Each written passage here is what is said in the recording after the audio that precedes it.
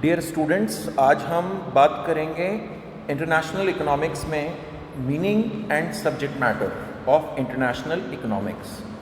But उससे पहले जो क्वेश्चन पेपर डिज़ाइन है मैं उसके बारे में आपको बताना चाहूँगा।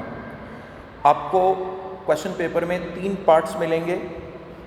पार्ट ए जिसमें 10 क्वेश्चंस होंगे, हर क्वेश्चन 2 मार्क्स का होगा और आपको उनके आंसर जो वर्ड लिमिट है 20 वर्ड्स उसके अंदर देने होंगे। इस तरह से पार्ट ए 20 मार्क्स को कवर करेगा। और ये 10 क्वेश्चंस जो सिलेबस हमने डिस्कस किया था लास्ट वीडियो में, उन तीनों यूनिट्स में से कहीं से भी पूछे जा सकते हैं। इसी तरह से दूसरा जो सेक्शन होगा वो पार्ट बी होगा, जिसमें 5 क्वेश्चंस होंगे और 4 मार्क का एक क्वेश्चन होगा, यानी पार्ट बी भी आपके 20 मार्क्स कवर करेगा। और हर क्वेश्चन की जो वर्ड लिमिट होगी, जो आंसर्स आपको लिखने हैं वो 50 वर्ड्स में लिखने हैं। और ये 5 क्वेश्चंस भी तीनों यूनिट्स में से कहीं से भी आ सकते हैं, यानी आपको उसके लिए पूरे तीनों यूनिट्स तैयार करने हैं। पार्ट सी में 3 क्वेश्चन होंगे, 1 क्वेश्चन फ्रॉम ईच यूनिट, और यहाँ पर आपको इंटरनल चॉइस दी जाएगी। तो 3 क्वेश्चन और हर क्वेश्चन 20 मार्क्स का होगा।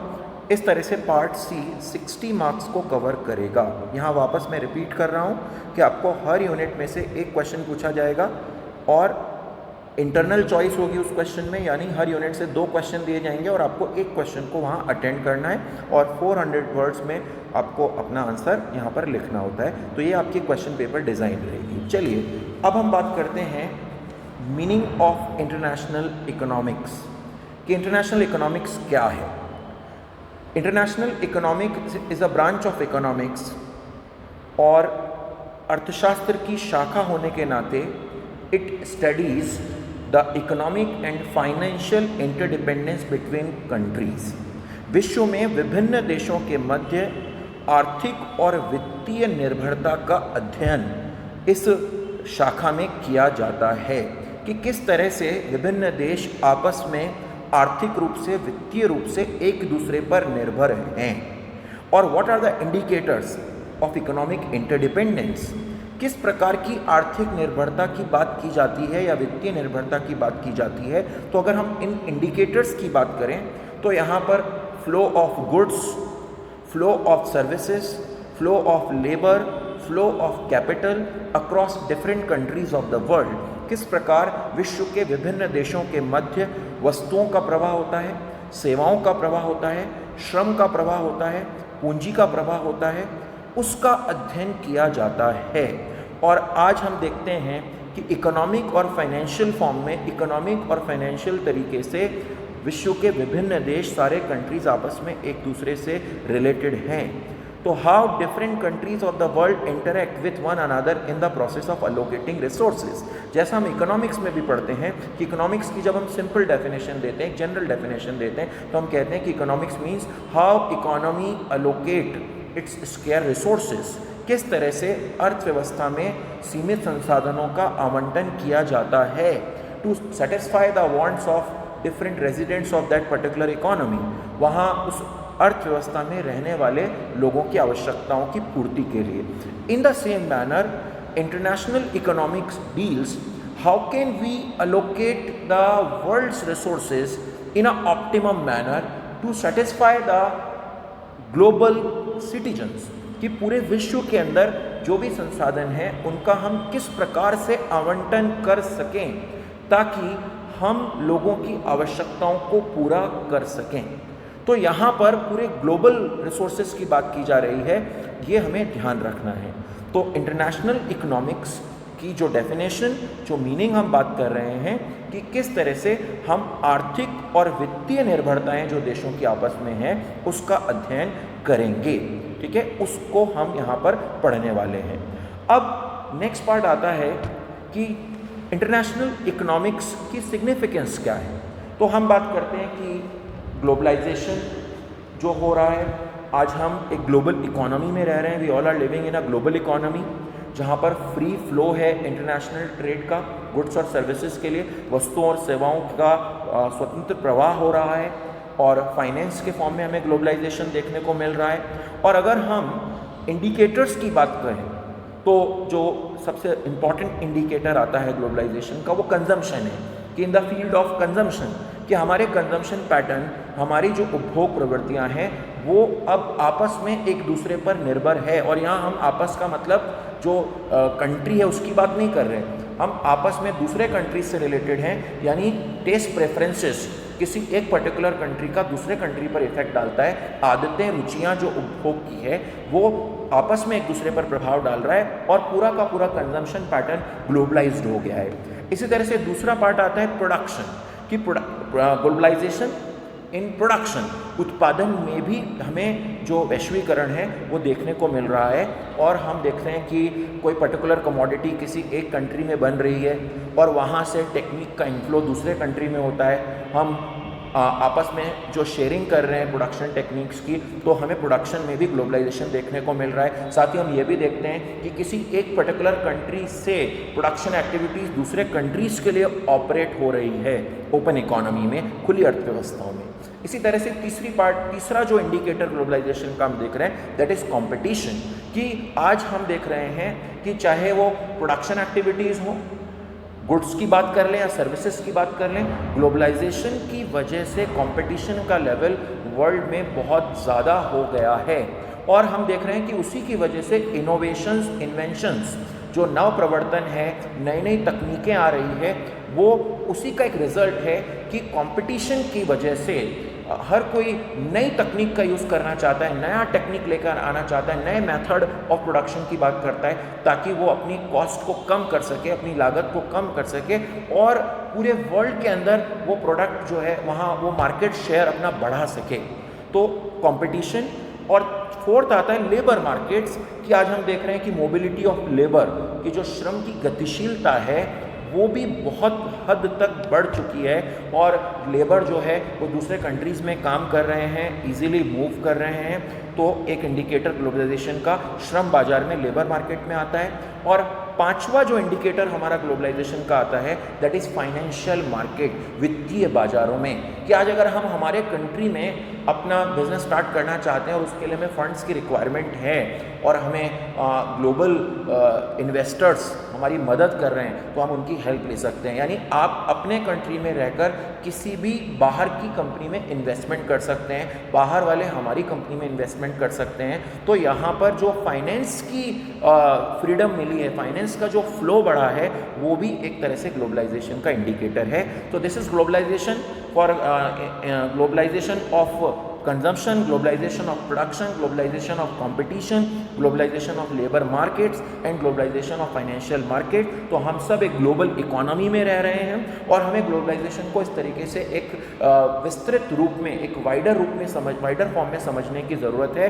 और ये सब कुछ इंटरनेशनल इकोनॉमिक्स का सब्जेक्ट मैटर है, इसलिए एक इंटरनेशनल इकोनॉमिक्स एक डायनामिक सब्जेक्ट है, क्योंकि ग्लोबलाइजेशन का जो पेस है वो कंटिन्यूसली बढ़ रहा है। और अभी हम ये भी देख सकते हैं कि प्रेजेंट जो सिचुएशन चल रही है, जो पेंडेमिक चल रहा है, उसको देखते हुए किस तरीके से ग्लोबलाइजेशन पर इफेक्ट पड़ रहा है, किस तरह से वर्ल्ड इकोनॉमी पे इफेक्ट पड़ रहा है, हम उसका भी एनालिसिस कर सकते हैं। तो this is all about the international economics.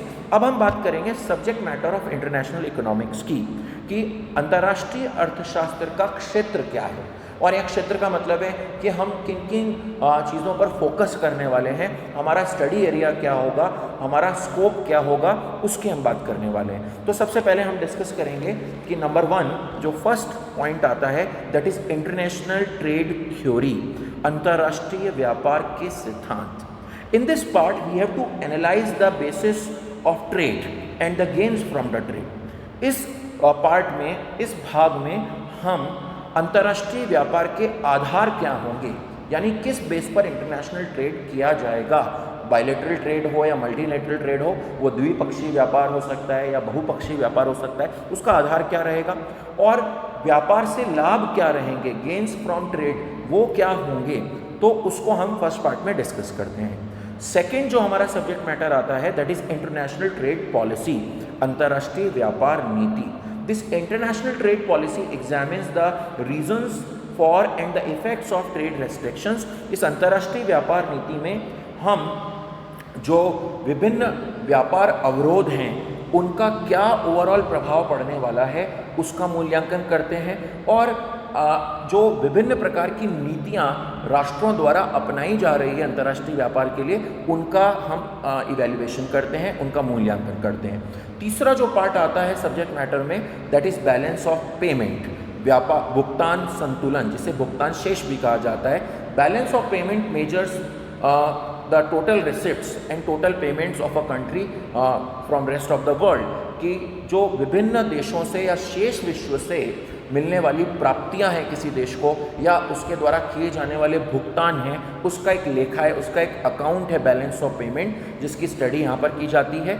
और फोर्थ आता है फॉरेन एक्सचेंज मार्केट, विदेशी विनिमय बाजार, जो एक तरह से इंस्टीट्यूशनल फ्रेमवर्क है कि किस तरह से एक कंट्री की करेंसी दूसरे कंट्री की करेंसीज में कन्वर्ट हो रही है, कैसे हम एक देश की मुद्रा को दूसरे देश की मुद्रा में बदल रहे हैं, यानी हम एक करेंसी से विश्व की सभी करेंसियों को किस तरह से एक्सचेंज कर सकते हैं, कैसे उनकी वैल्यू डिटरमाइन कर सकते हैं, उनका मूल्य निर्धारित कर सकते हैं। तो वो पार्ट यहाँ पर इसके अंदर स्टडी किया जाता है। और उसके बाद जो एक डायनेमिक सब्जेक्ट मैटर है इंटरनेशनल इकोनॉमिक्स का, that is open economy macro economics, खुली अर्थव्यवस्था वाली समष्टि अर्थशास्त्र, जिसमें हम उस पूरे मैकेनिज्म की स्टडी करते हैं जिससे बैलेंस ऑफ पेमेंट के डिसइक्विलिब्रियम को, जिसमें डेफिसिट हो या सरप्लस हो, उसको किस तरीके से एडजस्ट किया जाता है, क्या पॉलिसीज गवर्नमेंट को अडॉप्ट करनी चाहिए। यानी कि इस फ्रेमवर्क में हम